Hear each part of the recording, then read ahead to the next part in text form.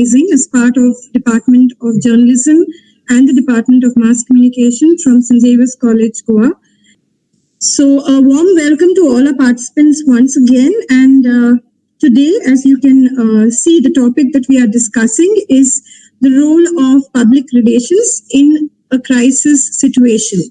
Our speaker for the day is Drisha Venugopal, who has worked for nearly a decade in the field of media.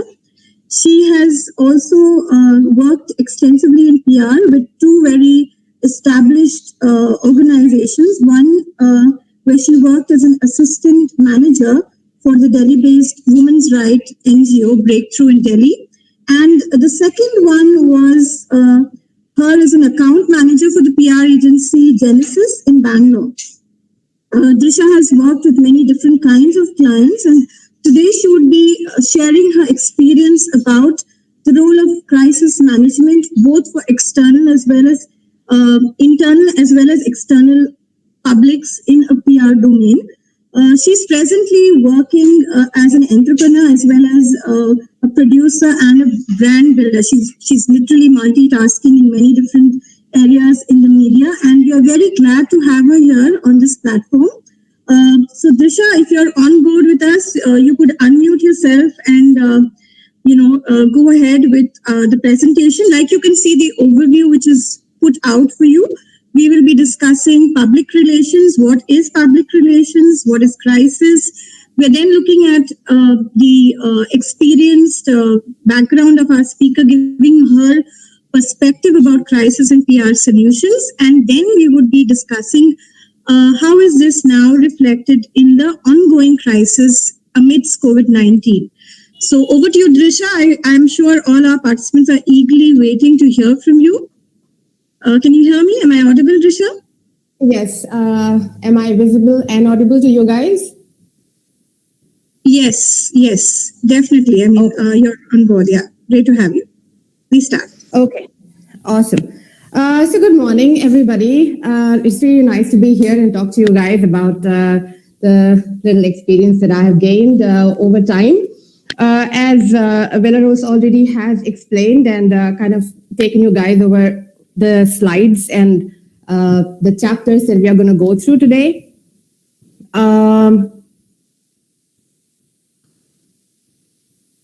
If you guys have any queries along the way, please do write it down in the chat box, and I'll be very happy to answer as much as I can by the end of it. And so I have decided to take these 4 chapters, right? What is public relations? What is a crisis? Examples of the crisis and the PR solutions for that. And then eventually we will get to this whole pandemic and what is the role of PR in there. Now I'm going to go through some basics. I'm sure probably some of you already know what PR is, so maybe it's a bit of a redundancy for you guys, but I also understand that there are younger kids here, second year graduates, graduation students, and I don't want them to miss out on anything. So I'm going to go through all of them. So please bear with me if you already know a couple of things that I'll be talking about. So let's begin. There are quite a few definitions of public relations available. There is a lot of understanding about PR. PR can be different for different people, depending on who you are and how you approach your work. But as a PR professional, you are expected to completely understand and study your client's business. You are expected to be on board as much as your client himself or herself is, right? You are communicating for them. You are communicating to the public for them, right? The activity of keeping good relationship, organization, and the general public. That is public relation. Now, whether you are Amazon or whether you are a chaiwala, you want your customers to like you. You want your customers to come back to you and to be on board with your journey of this business, right? So what do you do for that? You communicate, right? You tend to go back to that chai wala bhaiya that is nice to you, that tells you a couple of things about his stories. You seem to like him better. That is public relations. That little extra that he gives you along with that chai, along with that transaction, that is public relations. So this definition is from Cambridge. Also, guys, I would just like to quickly say that I do not see the chat right now, the chat box right now. So if you have to say something to me, please unmute your mic and let me know what it is. I will only look at the chat at the end of this presentation. So what does public relations include, right? Like in the Chaiwala example, he doesn't probably have a website and he's probably not going all out telling his story. But in case of a company, you have a lot of tools at your disposal. You guys must have already studied about all the tools, like you have press releases, you have promotions and all of that jazz, right? But what does it basically include, public relations? It includes internal communication, that is communication within your organization, external communication, that is communication with media, with the general public, with your stakeholders, media relations. There are quite a few journalists who are very much interested in writing in the sector that your company functions in. You always want to be on the good books of those journalists, and you always want to keep them updated with what is happening. Paid media is also another tool, another way of going about PR. I think Nikhil was also talking about it in the last talk, but that's not something that's really encouraged, although a lot of people do it. I can give you some examples of it towards the end if anybody is interested, but that's not really ideal. Right? The public understands it when your communication is not genuine, when you are trying to force something upon them. So that's paid media. Then there is corporate social responsibility. The government mandates bigger organizations to contribute a part of their earnings or their profit capital to certain charity causes. That's corporate social responsibility. As a PR professional, it's also one's job to sometimes design those activities. For some organizations, it's very clear they already know what they're going to invest in. And sometimes you as a PR professional can step in and help them chalk these things out. Lobbying, basically interacting with the government. To give you an example, a lot of you guys might already know, but the tobacco companies in our country has a huge lobbying, and not just in our country, in many, many countries, they have huge lobbying, right? The banking sector has lobbying. A lot of people have lobbying. Why do you need lobbying is also because when you have a business and there are certain government regulations that you have to follow, or things are about to change in the government, which will affect your business eventually. You know that. So it's better to stay ahead of the time and to kind of get to know what's happening. And also a lot of companies try to influence government decisions by lobbying, right? But we don't have to get into details of that. And then promotional activities. You guys walk into a mall, you sometimes see a certain companies holding a quiz contest, and there is sometimes a singing contest and all sorts of contests in malls. Those are all promotional activities. They can also be done on ground, off ground. Off ground would be these flash sales that you suddenly see sometimes on Amazon or something. Those are all promotional activities. It's a gray area between PR and marketing. So moving on, what are the type of stakeholders, right? Like in the previous slide, I told you guys there's a lot of communication. There's internal, external, but who are you communicating with? Why are you communicating this, right? You are communicating basically with a stakeholder. So if you look at this slide, at the center of it, you see there's a company. On the left side, you see these are the internal stakeholders, like the owners of a company, employees of a company. And on the right side, you can see external stakeholders, like there are customers of the company, the suppliers, the vendors that you work with, people who have invested in your company, creditors, the banks that have given you a loan to carry on your business, media, the journalists that are interested and write about your company often. There are certain communities that are dependent on your business for their livelihood. There are trade unions that can completely depend on what your company's next move is, if you're a big company. And then there are government agencies, right? All these people you want to communicate with. When there is a change in the management, if you're getting a new CEO on board, if you're getting a new CFO on board, all sorts of announcements, right? Through press releases and everything. So these are your stakeholders. Why are employees also a stakeholder, one might ask? But just to kind of give you guys a quick example, Amazon has been in the news quite a bit of late about how the working conditions in Amazon are not that favorable for the employees, right? People have been complaining of stress, people have been complaining of overworking and everything. And when they go out and tweet about it, or when they go out and write on Facebook that I'm having such a horrible experience working at Amazon, it affects Amazon's reputation. It affects, trust that we have on Amazon. This somewhere discourages me as a customer to probably buy again from Amazon. So that's why you need to communicate and keep your internal stakeholders happy as well as your external stakeholders happy as a company. Moving on, this is my next chapter. Next chapter is about what a crisis is, right? We're all talking about crisis management. But what is a crisis? To put it very simply, it is any event that damages the reputation of an organization. Like I just gave Amazon's example. The employees are not happy, the news comes out, that damages Amazon's reputation. Similarly, you buy a pack of Patanjali ghee, you find a cockroach, you're going to tell your friends about it, you're going to tell your family about it, that damages the reputation of Patanjali. All those are crisis events, and then you have to go after media. I mean, it could happen, right? It could happen. It's not that Patanjali is a bad brand and that's why it happened. It can happen. A lot of things are really beyond your control, but then comes crisis management as to how you're going to fix that situation and ensure that it does not happen again.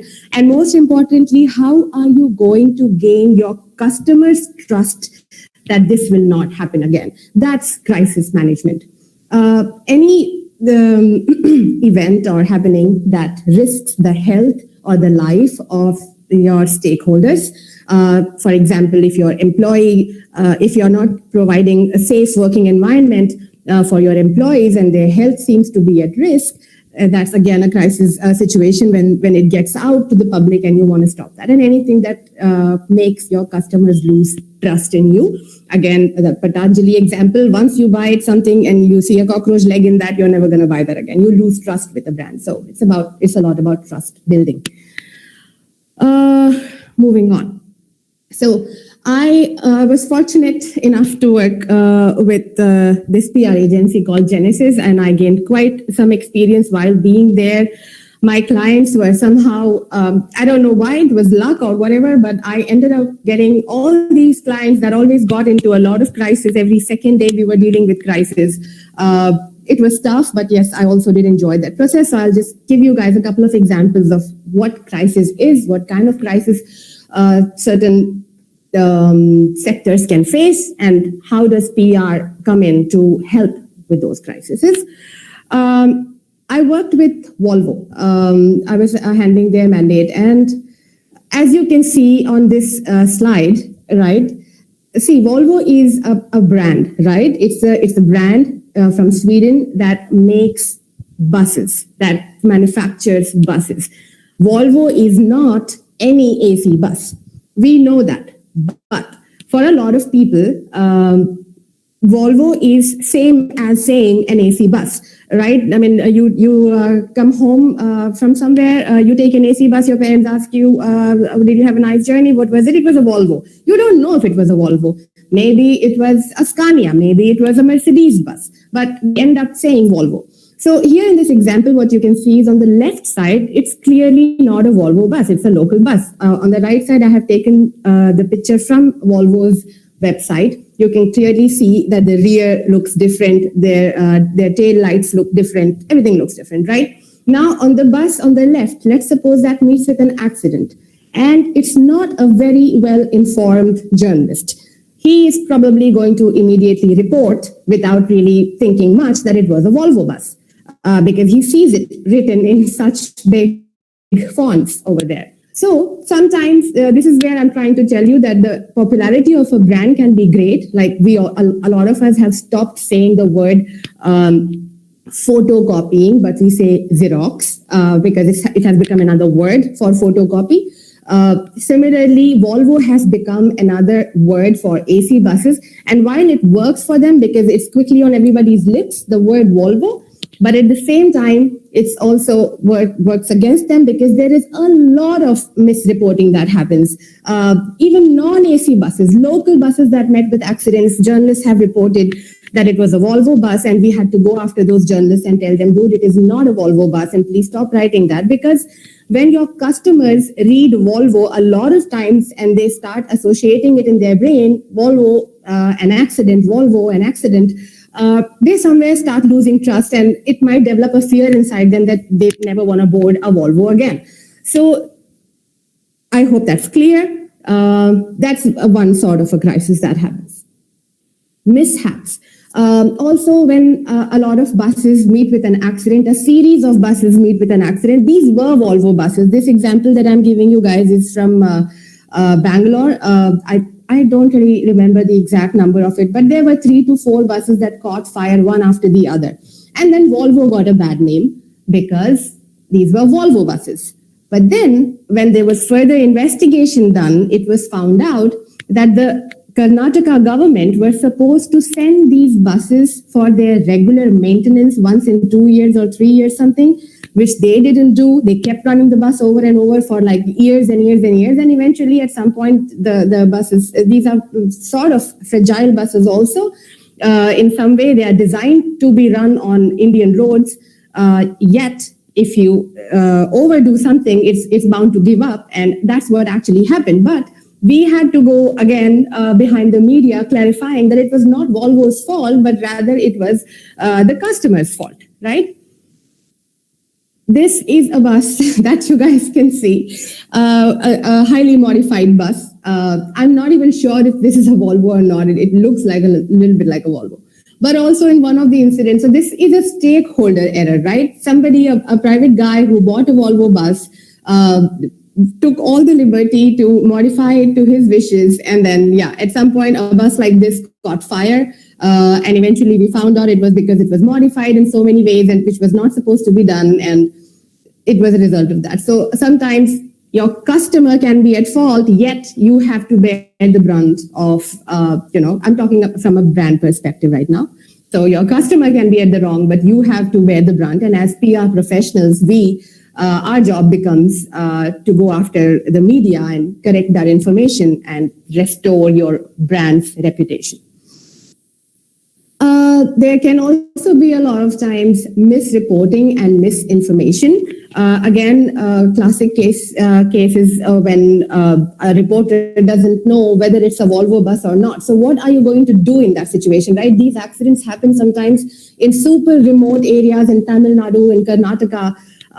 So one of the things that Volvo did, that Genesis suggested and Volvo did was they used to give these training programs for journalists. They would give them a 2 days tour of the Volvo factory. They would really familiarize them with how does the rear light look like? What does the engine look like? Even if a bus is completely burnt, how can you still go ahead and talk to the police station and recognize whether it was a Volvo bus or not before you report? So sometimes police personnel who give the information to reporters, they themselves can get it wrong, and then so it's all chaos. So basically, you can take measures like giving training to the journalists or try to nip the issue in the bud so that these things don't happen. So misreporting and misinformation also gets you into a crisis mode. Moving forward, I also worked with another brand called, it was a small finance bank. And there were a couple of crisis situations over there. I'll quickly take you guys through what was that and how we fixed it. Stakeholder issue. So I'll give you guys a small story. So these people were about to launch their brand, and they had I'm sorry, I don't really remember that guy's name, but his name is Nawazuddin. He was in that Wasipur movie, second part. Nawazuddin guy. So he was supposed to be the brand ambassador, and everybody was super excited about it. We had videos shot with him and everything. But then, right before the launch, he got himself into some sort of a legal issue. There was a case against him which harmed his reputation. Hence, this company was in a big dilemma whether they should, still go ahead and have him as an ambassador or not. Eventually, we just decided to wait it out till things, till the air got cleared, and then they went ahead and they launched the brand. So your brand ambassador is also a stakeholder, right? Another kind of stakeholder issue that can also happen is this is a small finance bank, so it gives loans to people who are kind of poor and cannot afford college education for their kids. They cannot afford, if they want to set up a small business, they take loans from these people. But they also have to return that money back to this small finance bank, right? So sometimes you train your employees to go and retrieve that money from your customers. But these people that you have sent, your employees, start misbehaving with the customers. Now, you did not intend to do that. Your company did not intend to do that. But it's that particular individual's fault, that employee's fault. But you kind of pay for it through your brand's reputation going down. So you go after media again to fix those things. That's one kind of thing. Another one is rumors. To give you guys another example, one of these, this particular client of mine, they shifted their address of one of their branches from one place to another. And they did not really inform their customers or the media about it. They simply shifted. There was a lack of communication that started a lot of rumors that, this finance bank is completely shutting down. All our money is gone. We're never going to get it back. So there were scores of women that were like standing outside the building, and there was a mob basically that we had to handle at that point. Police got involved and everything. So all these sorts of things and there was media started reporting that, it seems like the bank is shutting down. So you have to go after journalists to correct them. So rumors can get you into crisis situation. And then misinterpretation. A very simple example, you set up, you as a PR person sets up an interview with your CEO and a journalist. And the interview goes great. You're super happy about it. But the next day, the report comes back, and next day, the news report comes out, and you see that the journalist misunderstood something that the CEO said, and boom, you have a crisis again. So you have to go after that journalist and fix these things, right? So there are all sorts of reasons why a crisis can happen. The ignorance on either your company spokesperson side or on the journalist side. Rumors, as I just said, misreporting, omission. Your company's name was supposed to be somewhere. It's very important in a certain news article, then it did not happen. Then you have to go after correcting that. Any mishap, sorry to say this early in the morning, but sometimes if a company's employee commits suicide during office hours, that puts you in a crisis situation because that raises a lot of sort of questions, lack of communication, and last but not the least, natural calamities. Like earthquakes and stuff and it brings me to our next chapter, the pandemic, right? Because this pandemic also is a natural calamity. It's not human made, but it happened. So first I will quickly look at a few examples of what some companies have done during this pandemic in order to, manage the crisis in a way. The whole world is in crisis. I don't think I need to tell you guys explicitly what this crisis is all about. Everybody is bearing the brunt of what's going on at this point. Sorry, guys. So, interestingly, when I was researching yesterday, I found a couple of things. Audi, the German brand for making cars and everything, they have changed their logo. If you guys are familiar with the Audi logo, then all these four circles are normally right. They are tied together, one next to each other. But they changed it temporarily just to kind of show some sort of a solidarity with their customers, with everybody, with the whole world. And to remind them about social distancing. McDonald's famous arches, they separated it. Not everywhere. This is just a couple of their outlets here and there which did that. And then Nike, you guys know Nike's this thing is just do it, but they changed it to play inside, play for the world.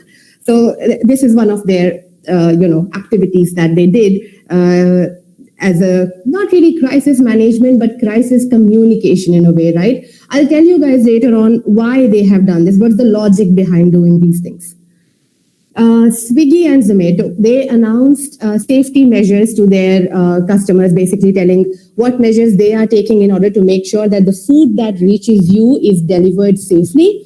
And they also emailed customers about the measures that they are taking for their employees. So the delivery boys that are coming to deliver your food, we also want to be sure that, they themselves are safe, right? Because they are working. While we have the liberty to stay inside at home, a lot of people are still working. So they told their customers about how they are making sure that their employees are safe while they are still working during this pandemic. They also got together and with a few NGOs, and they fed a lot of homeless people across India. LG. What LG did was they basically collaborated with this Karnataka-based Akshay Patra Foundation, and they organized meals for migrant workers. You guys are very well aware that migrant workers had a lot of issue getting back to their respective states, and they didn't have food, nothing for a very long time. So LG did something like that. Uber launched something called Uber Medic. That's a temporary campaign of theirs where they have partnered with hospitals to make sure that a lot of frontline health workers like doctors and nurses are able to travel as and when they need. And this is their, this for the social cause. This is something that they had launched, Uber Medic. There were more examples, but I thought that can go on endlessly. You guys can also just quickly research on Google, and you will find quite some things that other companies are doing. I don't remember which hotel chain it was, but I think it was Make My Trip. Yeah, Make My Trip also has organized a new small campaign wherein they are getting. Wherein they are partnering with a lot of these Ginger Hotel and all of those hotels. A lot of them have come forward to partner with Make My Trip, and they are offering accommodation to doctors and nurses. So a lot of doctors that are working in hospitals right now, a lot of them don't prefer to go back home because they are interacting with COVID-19 patients, and they don't want to, of course, they are at high risk themselves, and they do not want to take that risk to their family. So a lot of them are choosing to stay in hotels and guest houses. So that's what Make My Trip is doing. I don't really remember the name of their campaign, but there's an initiative that they have taken up. And then, I'm almost coming to the end of this presentation. Sorry, I have one more slide after this. What did the Indian government do? To give you guys a couple of examples of PR. And I also do not want to make it very political because, guys, we are still in the middle of this pandemic. What our government did, whether it was good or not, and that we will only know at the end of this pandemic. But there were a couple of observations that I'll tell you guys about. I think 24th March was when PM Modi came and gave the speech, right, about the whole lockdown and everything. And I don't know how it was for you guys, but for a lot of people, his speech was really, really calming.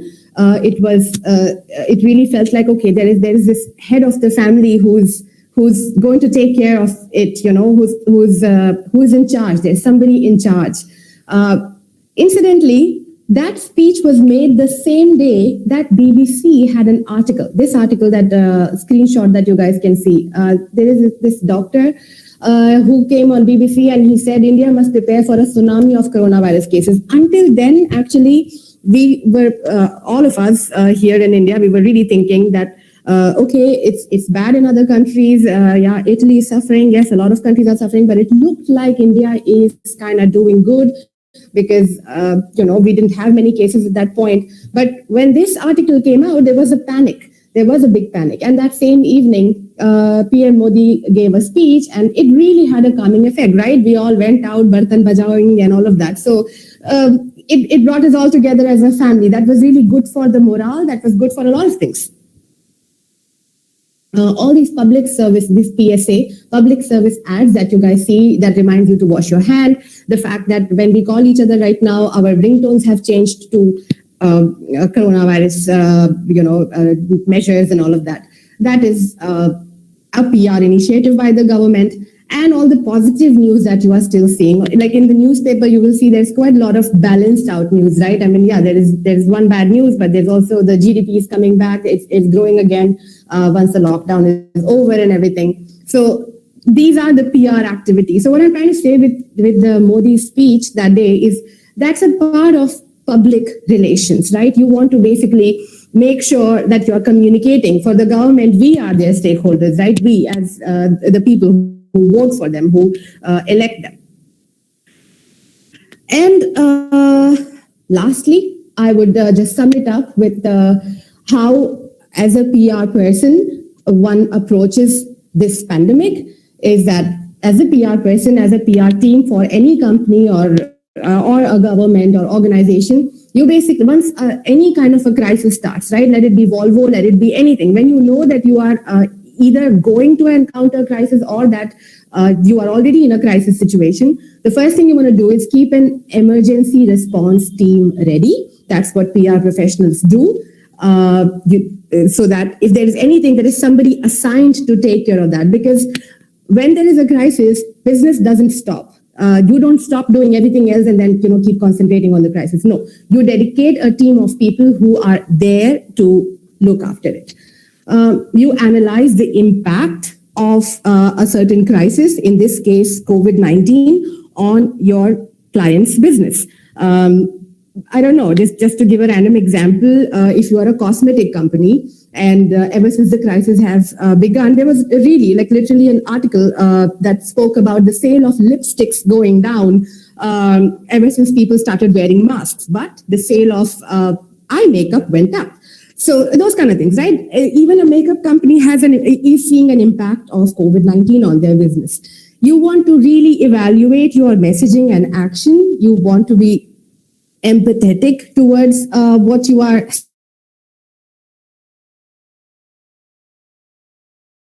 saying is feeling the brunt of it. It's not just your organization, it's not just your customers, but everybody. So you really have to make sure that you go over and over what you are about to communicate. You have to see if it is in line. Agility. You really want to make sure also to flexible, because like one of my friends that I was talking to recently, she was also telling me there are a lot of clients right now who were very, very rigid, and also a lot of journalists that were earlier rigid, that they will only have a one-on-one interaction with a CEO or somebody. Now they are very, very readily, happy to get on a phone or to get on a video call, right? So you basically have to go along with the times. You have to also make sure that when you are communicating something, it's not just, you cannot really with the camera and you're very stuck to their rigid times, but then you have to change that because everything is moving digital, right? I mean, people don't want to meet each other anymore. So you want to give an interview, this is not going to happen. You're not going to get a journalist in front of you. You'll have to do it over video. So you have to change over. Not be necessarily selling something that is useful during these COVID-19 times, but how can you continue to make sure that your client is relevant? What kind of communication can you set out that is reassuring for your clients, so customers and stakeholders and everybody? It's also important to maintain transparency and clarity. The don'ts are basically, if at this time any company just decides that okay, there's a crisis, everybody's buying masks, so I'm just going to stop making what I normally make, but I'm going to start selling masks because that's going to bring me revenue. People see through those things, right? You lose your reputation when you do that. And then you don't want to basically stray away from your original brand value. There are certain things that people know you for, people love you for, your brand for. You don't want to stray away from those values that you already offer to your customers. You don't want to change your story all of a sudden just to suit the environment or the situation right now. You don't want to be tone deaf, basically, which means that, communicating in a way as if you are in a completely different world. Everybody, the examples that I gave you with LG and Make My Trip and Uber and everything, they are all contributing their little at this point to basically make sure that everybody is on board, that they are empathetic, that people don't think tomorrow that, okay, when there was a crisis, Uber didn't come forward. When there was a crisis, LG didn't come forward. They are all making sure that people continue to trust them, that they have their customer loyalty, and that they are an empathetic brand, basically. And no emotional decision making at this point or any point, which is very much possible during a crisis, because you're also a person. Eventually, you are the one who's drafting communication in a crisis situation as a PR professional. You really want to make sure that your decisions are not based on emotions and that it's more rational and you have thought through things. And lastly, you do not want to disappear at this time as a brand, right? You're not going to be like, okay, I don't know what to say. The crisis management is not something that I was prepared for, so I'm just going to keep quiet till this whole pandemic gets over. No, your brand, the people who follow you closely, your stakeholders are going to notice that, and that will eventually affect your reputation. So I may have missed out on some things, I don't know, but I am happy to take questions now. Yeah, thank you so much, Jisha. I think that was, beautifully put forward for all our participants. I think, we have quite a few questions already lined up in the chat box. So we would start with a more general question which has come through from Revealed Electro. He is asking, according to you, ma'am, how do you handle clients during worst crisis? I think you've given quite a few examples, but you could just share your personal experience. I'm sorry, Naroz, can you repeat that question according to me? Yeah, it is, how do you handle your clients during worst crisis? How do you handle your clients during worst crisis? Okay. Yeah, that's kind of a good question. Depends upon how crazy my client is going at the time of the crisis. You normally hope for and you normally wish for a client that is calm himself or herself during a crisis situation, but how do you do that? Public relations is a lot about empathy. Public relations is a lot about empathy towards your clients themselves and their clients, right? I mean, you are drafting a communication for your clients so that it will go out to their customers and stakeholders. But yes, it is very important to also keep your the person that you are interacting with from that company calm. So you kind of ask them to, you assure them, you give them solutions, basically. Right. Yeah, so you don't disappear, like you put it there. I think we shouldn't be disappearing, but rather being empathetic. The next question, which Dinesh has put forward, is how much time does it take for you to come up with a crisis management strategy, especially looking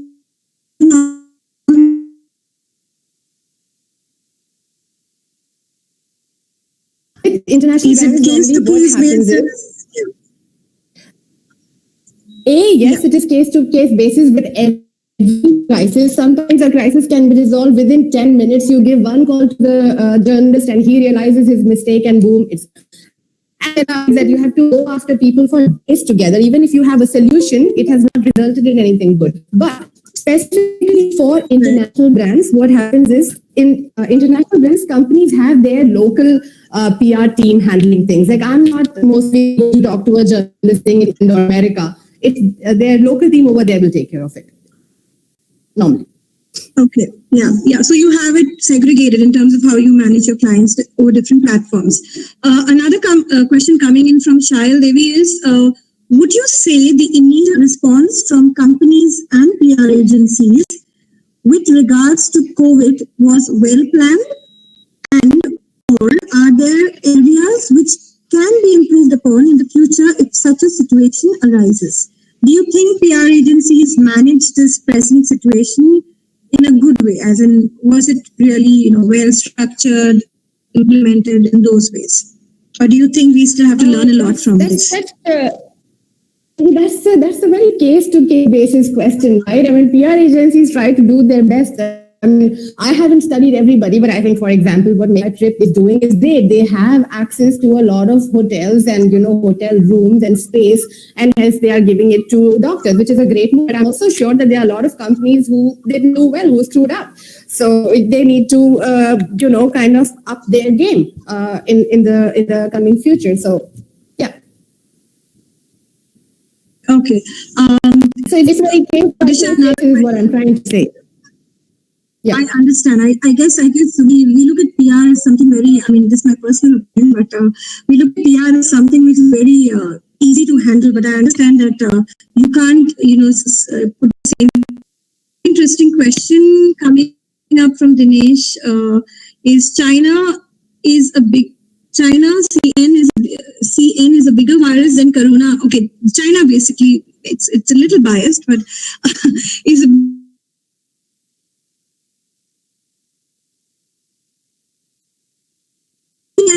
the escalating situation when you're looking at what's happening between China and India right now, or whether it is the present war-like crisis going on, or the given ban Chinese products. How do you think India should be handling this entire situation right now?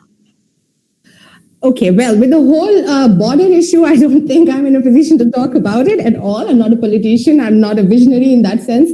But how can we, as a whole country, take advantage of this situation? Is by basically ramping up our productions inside the country, right? And that's something also that Modi spoke about a few weeks ago. That let's vocal for local. You guys remember that vocal for local? That was also Yes. a way to combat the situation. Our economy is about to go down, like really, it is already going down. So how are we going to combat this? By basically making sure that we already do not import too much from China compared to US and other countries. But then still, if we can start making things ourselves and be still self-dependent, there's no bigger win. China also has like the same manpower as we do, right? I mean, look at what they did with their country in all these years. I mean, they rule it when it comes to production at home. So that's what we need to do, and that's what we can make the best out of it. Because China right now is fighting with literally a lot of countries. They're fighting with everybody, and if India can show that they can replace China, there's nothing better than that for us. Right. Okay. That's a very nice. I like the way PR puts forward diplomatic answers, and you were on spot. Okay, let's get to the last question, which is typed in here. No, this is by Chandani Sheikh. I guess the participant wants to know, since we are amidst the pandemic, in this money-strapped times, how will buying decision of people change? We know that you also spoke about the economy sliding downwards. So once we have markets opening up, whether it's local, whether it's online, how do you think PR agencies, how will they actually motivate people to get back to their spending power, increase the spending power, because that's also an important part of boosting the economy and going through this pandemic as such. How do you see PR working there? Well, that's an interesting question, I have to say. The thing about that is, see, a lot of people have lost their jobs very recently, right? Like a couple of my friends have lost their jobs. A lot of people that I don't know have lost their jobs. And the people who already were in a good position, like a lot of people who are used to spending on luxury and can afford to do that, they will continue to do that. But there are, as I said, you cannot deny the fact that a lot of people have lost their jobs, and it is inevitable that they are going to reduce their spendings. People who used to go out and eat, 3 times a week will probably do it probably once a month now. The world is changing. It is really, really changing. We don't know exactly where it is going, but I can tell you one difference that will come into PR agency is definitely that you're not going to catch people on the ground much anymore, right? It is going to be a lot about digital. I think Nikhil Pereira did a great job by explaining to you guys last time about it already. It's going to be a lot digital, and also for people who are here, because me and Villaros also spoke about it briefly when we were speaking earlier. If you guys are looking at a future in PR, I would say the number one mantra for you guys should be adaptability. You have to adapt to what's coming next, since nobody really knows what's coming next. So be prepared to learn new things, be ready to change your old behaviors. If you were not comfortable going on camera before, if you were not comfortable on going on Instagram and promoting yourself, if you're not used to that, get used to it right now. That's what I would have to say about this, right? So with PR agencies, it's going to be a challenge for every industry, and similarly also for PR industry to see that how are we going to manage things in the absence of old tools that were available to us. How are we going to manage without it? So yeah, it's an ongoing challenge. And can you remind me of the question again? Basically, it was about in these money-strapped times, how will buying decisions of people change? Do you think PR will work effectively in helping change those decisions? Because people will not spend, like you're saying. Right. So how can PR be effective? Right. See, yeah. So money, the spending behavior of people will definitely change. That is inevitable because people have lost their jobs. A lot of people who were entrepreneurs, even like me for that example, we didn't really see this coming, right? So we are all changing our behaviors accordingly. Will PR be able to pursue people and persuade people to change their behavior? Yes, they will try. Also, in many other cases, PR is a tool with which you can try to fix things, right? It's a communication mode. On those lines, I will, because also you had told me, Villaros, I hope I'm not taking up too much time. No, we have time. Sure. Okay, cool. Please go ahead. We had spoken about New Zealand, right? Yes. The Prime Minister over there, her name is Jacinda Ardern. Jacinda. She did a great job. I was just reading an article yesterday, basically after you prompted me as well, to see what went right in that country, right? They are COVID free right now. And indeed, a lot of people, world leaders are praising Jacinda for her clear communication, for her timely action, for, giving right directions and literally leading people in this whole pandemic times. And now they are COVID free. But because the cases in India are increasing, I will not say that Modi did not do a good job. Like that first speech of his was really, really reassuring. He did a great job. But as I said, PR is a tool that you can use to fix something temporarily. But if the system fails, like over here in India, the system is failing, right? With the whole migrant workers issue and everything. PR cannot do anything about it. You can communicate very nicely and empathetically and strategically to people, but if the system fails, the system fails. So that's what I would say, that PR can try its best, but eventually you cannot escape reality. Okay, another interesting question coming from Father Ramiro Lewis is, during this crisis, a lot of employees have been displaced or dislodged and hurt. Has the employer lost the employees' confidence and trust? You're talking of empathy. Is empathy only for the external publics, or is it very important for that empathy to be maintained with the employer-employee relationship as well? What do you have to say? Extremely important. It's extremely important to be nice to your employees, really, to be empathetic to them. Internal communications is as big a part of public relations as is external communication. Like I earlier gave an example of Amazon. It's the employees of Amazon that are suffering, with overworking and, unhealthy work environment and everything. But me as a customer, I'm not an employee of Amazon. But then if I see that that's what Amazon does, I'm not really encouraged to buy from them, right? Their whole brand reputation goes down. And your employees are like, if they're not gonna stand by you, man, then nobody is. You will not get any productivity out of it, and it's just counterproductive if you're not gonna stand by your employees. Okay, we have a double question coming from Sir Nitin Golwekar. His first question was with regards to, looking at how India has dealt with the pandemic. How would you compare it when you're looking at countries like South Korea, on the other hand? And also, he's asking about how is print or electronic media also being today controlled by PR companies, indirectly, of course. But do you think print and print and news, electronic media is being controlled? Two different questions, but I'm just putting it together for you.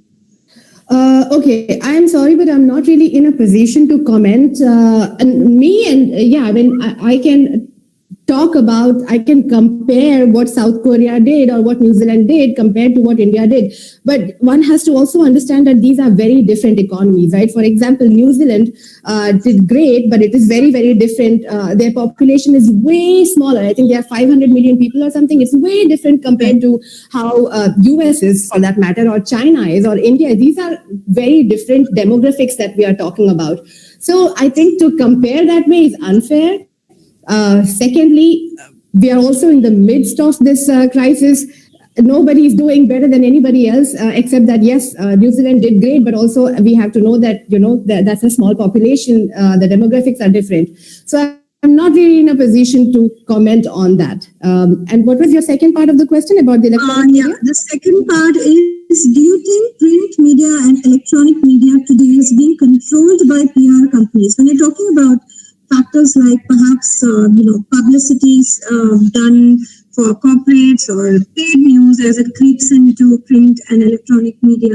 Yes. Do you think there's this kind of nexus building in between PR companies and the traditional media outlets as such?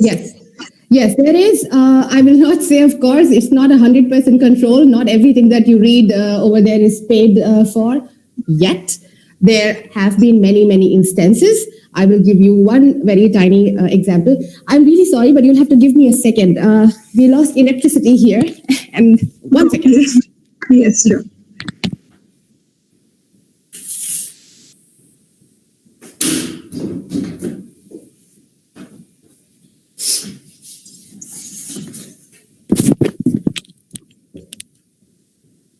Yes. So I was saying that not everything is controlled, of course, not 100% things are controlled, but the example that I would like to give you is, we were trying to sell water softeners, okay? We were trying to sell water softeners in Bangalore. So if you go and tell people a million times that, hey, you know what, you have hard water in your house, probably not, but a water softener is going to help you with your hair, it's going to help you with your skin, it's going to help you with a lot of things, but people are not going to buy. And when you try to sell something directly to people, that's marketing, right?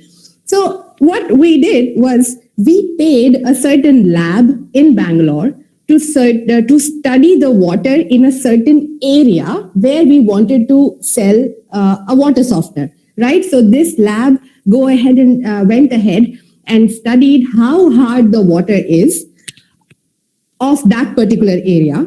Then we took that report, we took it to a journalist. We said, hey, dude, listen, this is the study that was conducted by so-and-so lab. We didn't pay them, by the way, to manipulate the results. The result was true. The water in that area was hard. We went to a journalist, we asked him to publish that. And when he published that, right below that, we gave an ad for our water softener. You get it? Okay. And we made sales.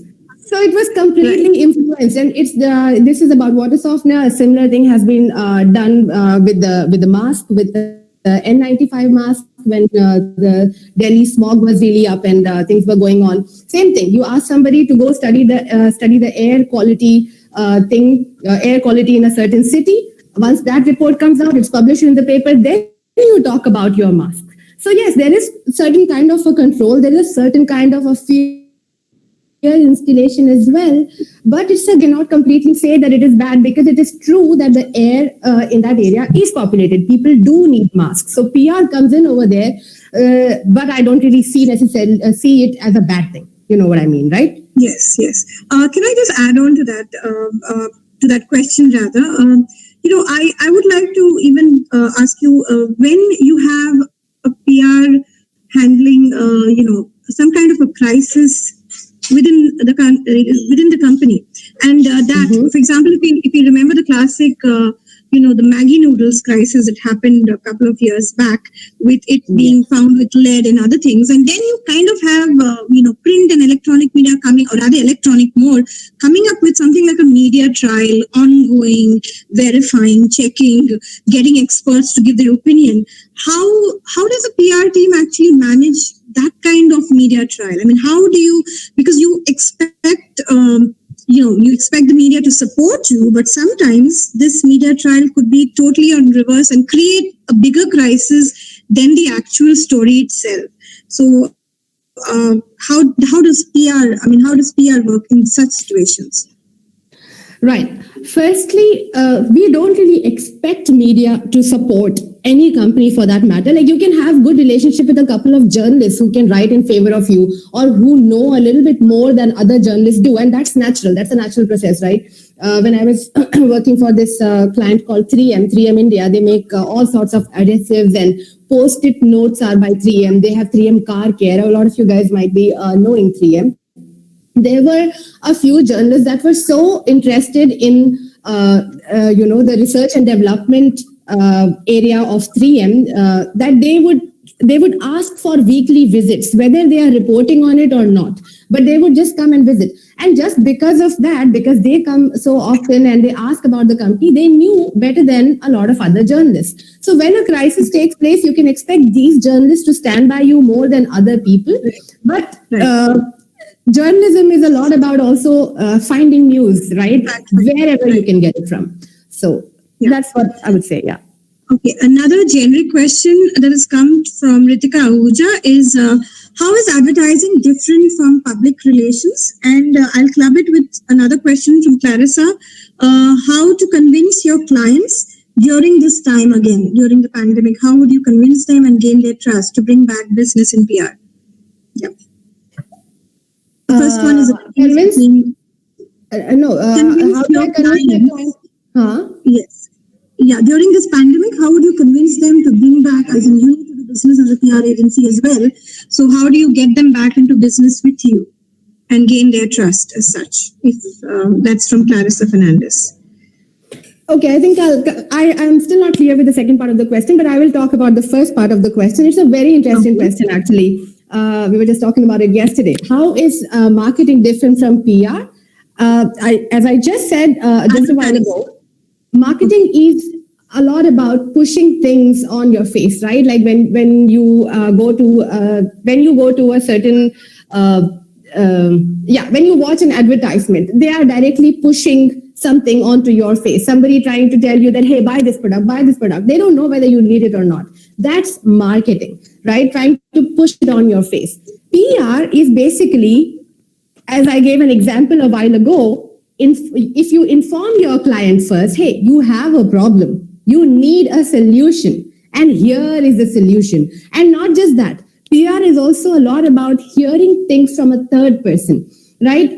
For example, if you just went to a market and somebody said, hey, buy an N95 mask, that's marketing. You're going to look at it, you're going to think, no, I don't need it. You're going to walk away. But when you come home, say you have a newspaper article that talks about how bad the air pollution is in your area, and right after that, that same journalist, and probably it's a journalist that you follow for quite some time already, right? You read, you trust that journalist, and that journalist says there's a bad quality air in this certain area, and by the way, so and so are the companies that are selling the masks. These are the best masks to use in order to combat air pollution.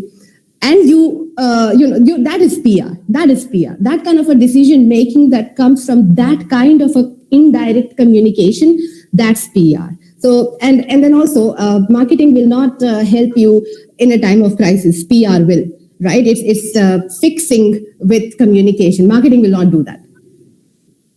Okay. I would say basically broadly, that's what I would say. Yeah. Okay. The second part of the question, I think, what Clarissa is trying to ask is basically how would you convince your clients now to get back into business with you? Because again, it's an important element, PR, during these trying times. But how would you convince them? Because we know there's very little money in the market and other things.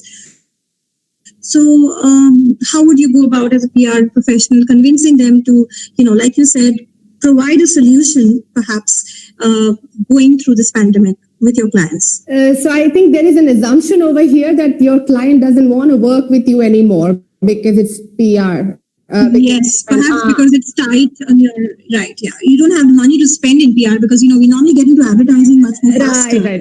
And PR is something which is just to handle certain situations. But how do you convince people that PR is equally important during these times? Okay. So that assumption is what I didn't. It's a hypothetical situation. Yeah. Okay. It's a hypothetical situation. Okay, so it's simple. Right. It's simple. You.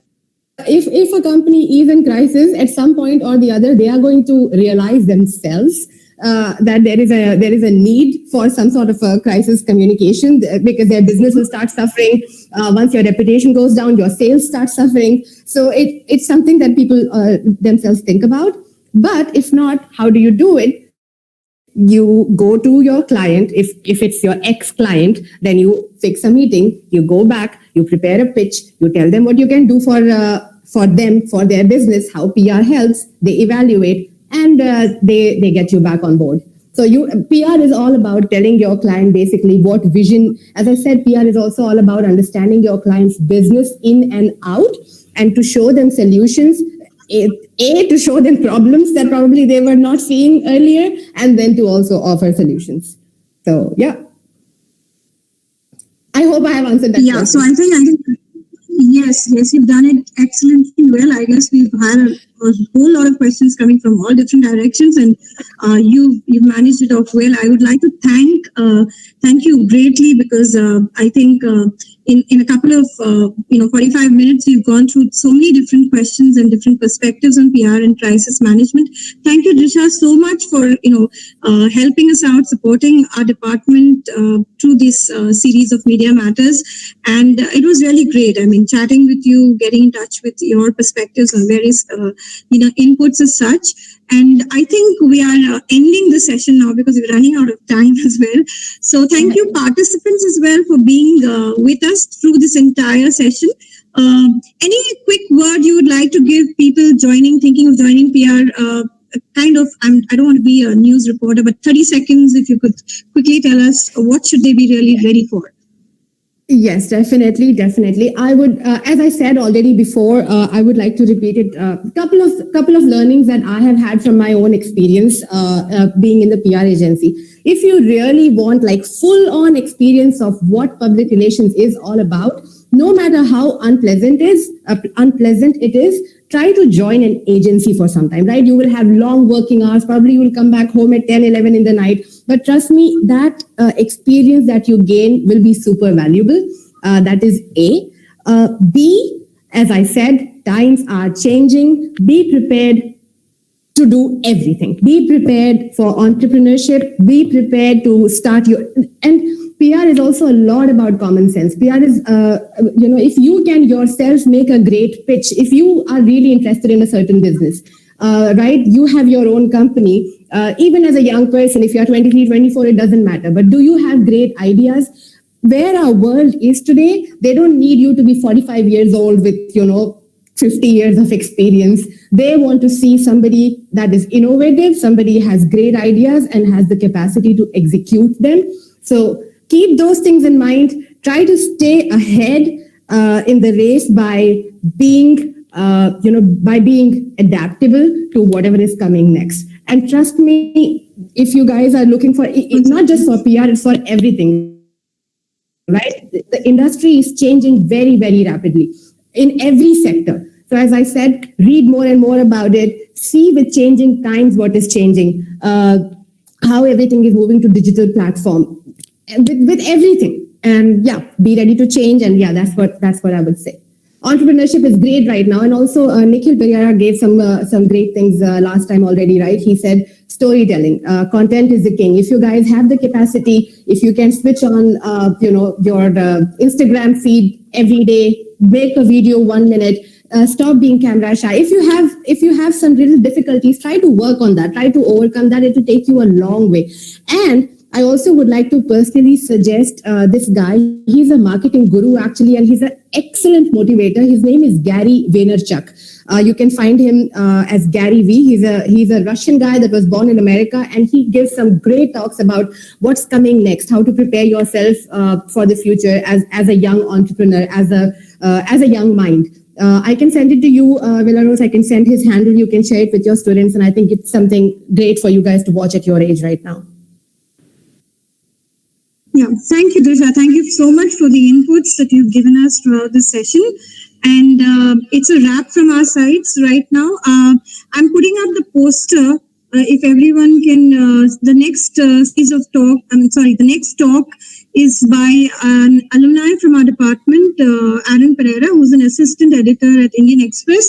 He's going to be talking about, check our our Facebook page and our Instagram handle to kind of get to get the information about the talk.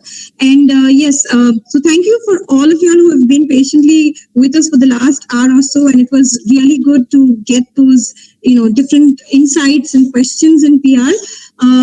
So I hope you're all enjoying this entire session of Media Matters 2020, and well, definitely we are looking in for a lot of suggestions and feedback from your side. So please feel free to put that down in the chat box, or even later on maybe through email if you would like to get in touch with us. And we are willing to go an extra mile in bringing you this the changes that are happening through the pandemic in the media industry. Thank you so much, Trisha, once again. So we'll sign off for today. Thank you, everyone. Thank you, guys. Thank you for this opportunity. I also really enjoyed this session talking to you guys. Thank you. Hope to see you guys again.